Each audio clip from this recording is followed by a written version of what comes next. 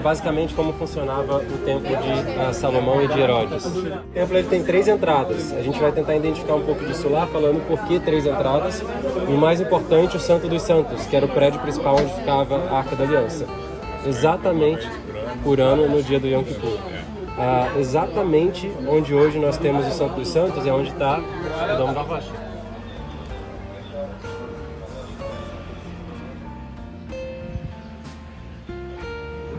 E a gente fala de uma forma geral que os judeus eles são. Não é só uma questão política, mas também uma questão religiosa, sabe? Então, porque não se sabe exatamente onde, qual ponto específico ficava o Santo dos Santos, que era o local da Arca da Aliança. E só uma pessoa podia entrar no Santo dos Santos uma vez por ano, que era o dia do Yom Kippur, o sumo sacerdote. E era um pecado de pena capital entrar no Santo dos Santos. Então, durante muitos anos, o Rabinato de Israel proibiu a entrada de judeus, não proibir pela força, mas no que a gente chama no judaísmo de halachicamente, pela lei judaica. No sentido de que há 10 anos atrás mudou um pouco essa perspectiva e novos rabinos começaram a surgir que sim, vocês podem entrar, só que vocês vão dar a volta no templo e não chegar perto do santuário do domo de fato, assim não há risco de pisar no Santo dos Santos, né?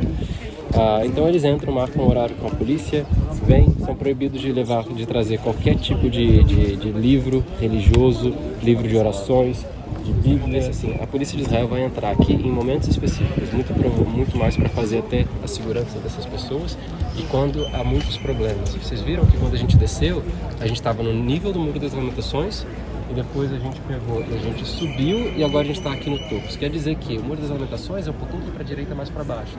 Se alguém pega uma pedra, por exemplo, e joga daqui por cima daquele muro, é muito fácil, ela cai com força lá embaixo, quem está rezando em cima do Muro das Lamentações. Então, quando é um período de, às vezes, Ramadã, alguma tensão mais política, o que acontece? Tem protestos violentos aqui e a polícia tem que entrar e acalmar a situação porque está atingindo o pessoal lá do outro lado. Isso gera um problema muito grande, porque a gente sabe que quando Israel conquista Jerusalém em 1967, o primeiro lugar que o exército vai passar vai ser aqui. O que eles fazem? Soldado, poxa, que era o templo de Salomão, o templo de Herodes, você vai no topo do Domo da Rocha, eles vão colocar uma bandeira de Israel. Quando o Moshe Dayan chega e vê isso, ele entra em desespero, ele fala de modo algum, tira isso, a gente vai sentar na mesa com os jordanianos e a gente vai conversar com esse pessoas. O medo de Israel é que a comunidade internacional visse a Guerra dos 6 Dias como uma guerra que, Israel fez isso premeditadamente para tomar Jerusalém, para construir um novo templo, tirar os islâmicos dos seus locais sagrados. E o governo de Israel não é um governo religioso, é um Estado para judeus, mas não é um Estado judaico.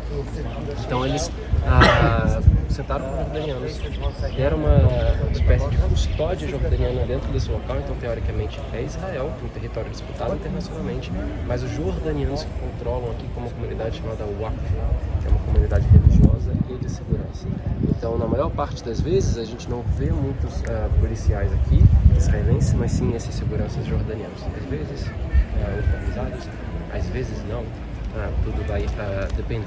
Mas o valor histórico e simbólico desse local na questão política para os jordanianos é muito importante também, porque os reis da Jordânia, o rei Hashemita, né, acho que esse seria o termo em português, eles são descendentes diretos de Maomé e alguns dizem de Saladino também. Saladino foi o grande conquistador muçulmano que em 1187, e eu fui muito bom sobre isso, 1187, chamada A Cruzada. Assistam porque historicamente ele é exato, perfeito. E o filme vai terminar com Saladino chegando finalmente ao Domo da Rocha e o que ele faz? Ele lava o Domo da Rocha e todo esse piso com águas e pedras de rosas. Então existe esse símbolo de que Saladino é aquele que restabelece o domínio muçulmano no local conquistado por forças ocidentais e os jordanianos se viam como sucessores, né, da dinastia de Saladino. Então quando eles pegam esse ambiente, uma força que as pessoas ocidentais deles é Israel, ela foi uma espécie de desonra durante o rei da Jordânia. Então Israel vai utilizar alguns desses elementos para depois conseguir sentar com os jordanianos e fazer a paz também. Então tudo aqui dentro é controlado pela Jordânia, se torna então um símbolo político, e se é um símbolo político, você quer no coração de Jerusalém, eu falo que essa é a alma e o coração da cidade, o que você vai fazer? Você vai renovar, você vai aumentar isso. Então ele vai investir mais de 8 milhões de dólares para construir o domo da rocha em ouro. É ouro que lá? É ouro. religioso e é o prédio mais antigo do mundo islâmico. E aí vocês entendem como todos esses elementos vai fazer isso se tornar realmente um símbolo. Então a Meca, a Medina, não existe nenhum santuário islâmico no mundo que seja mais do ano 692. O Imam Malik ele vai reconstruir lugares islâmicos e fundar Jerusalém, como agora Al-Quds, uma cidade também. Só vai de 691 a 692. Maomé veio a falecer isso aqui do ano 630 depois de Cristo. Então foi logo depois da morte de Maomé. Tá? E as riquezas encontradas nesse local, no pouco que se pode mexer nessa terra, eu vou te mostrar onde isso aconteceu, foi realmente riquezas muito grandes. E vocês veem que, por exemplo, essas colunas, a gente tem colunas em formato de cesto, é uma coluna sempre do estilo bizantino, a gente está falando estilos bizantinos e cruzados de pessoas cristãs que vieram e reconstruíram Jerusalém. Todo lugar que a gente vai ver foi um centro cristão e disse, a gente não tem achados arqueológicos, mas disse que foi construída uma igreja em homenagem a Maria aqui.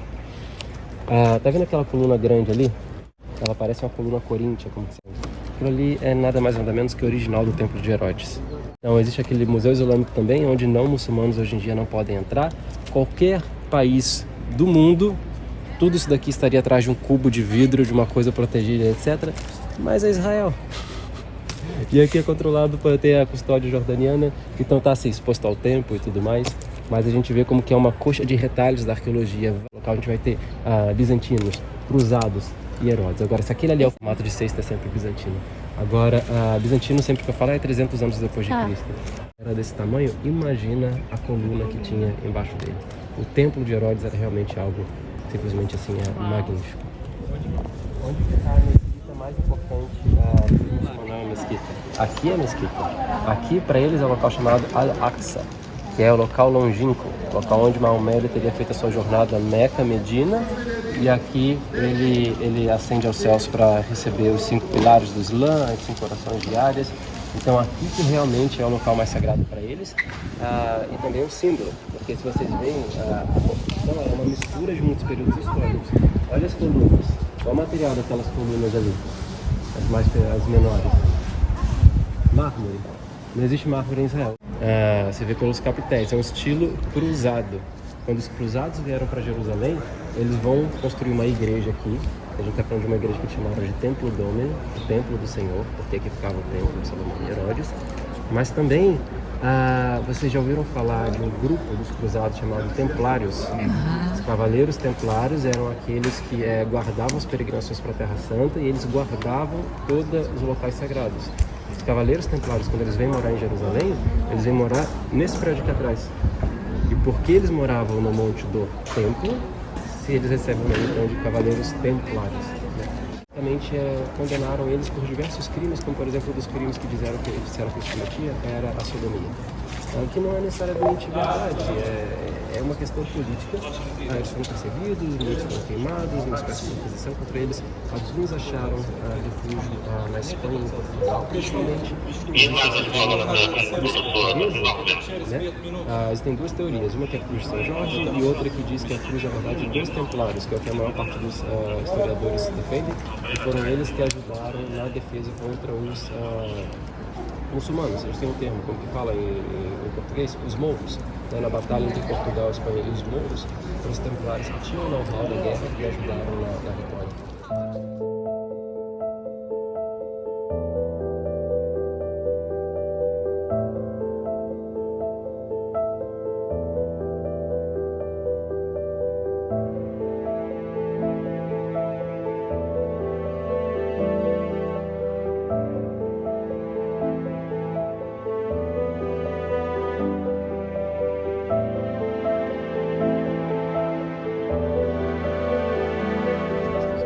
Discípulos pregando no templo, eles estão pregando nessa região. Jesus que vira a mesa dos cambistas, a gente vai no local exato onde isso aconteceu, mas Jesus entrava aqui também, participava das orações aqui. Agora é interessante que a gente lê, por exemplo, Isaías 6, é o primeiro momento que os profetas têm uma visão assim realmente de um ser divino. Ele fala, no ano da morte do rei Uzias, eu vi o Senhor assentado no alto e sublime trono, e as suas vestes preenchiam o santuário de Shekhinah, que em hebraico é a glória de Deus, a presença.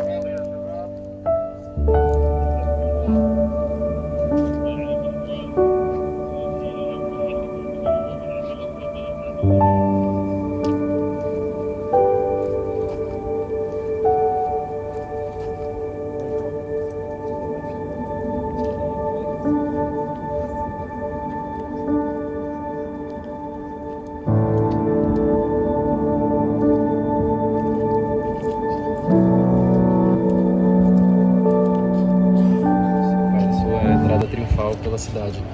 Depois vai ligar com a questão dos negociantes, dos cambistas, mas ele entra por aqui.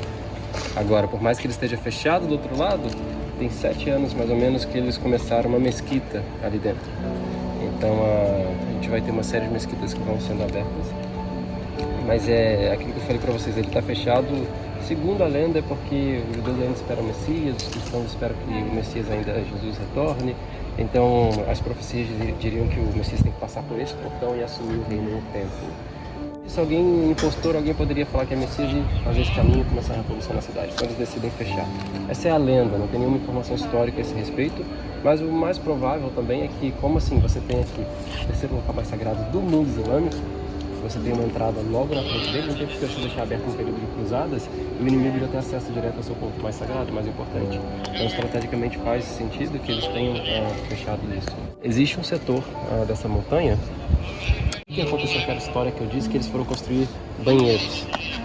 E aí eles começaram a escavar uma área que vai basicamente o tamanho de um campo de futebol quase, que eles vão começar a tirar terra, e no final eles conseguiram muita riqueza arqueológica. Hoje tem um projeto em Jerusalém de escavação só com esse monte de terra. Você pega terra, você peneira, você...